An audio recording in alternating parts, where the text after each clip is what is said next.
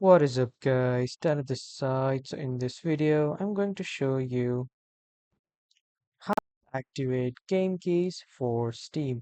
So let's get started. So first, you need to install the Steam application. And after installing the Steam application, you need to log in with your Steam account. And after logging in, this is what the dashboard of the Steam application will look like.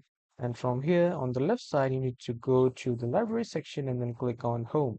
After clicking on Home, on the left side at the bottom, you will see the option to add a game. Click on that, and after clicking, you will see three options from here. Choose Activate a product on Steam.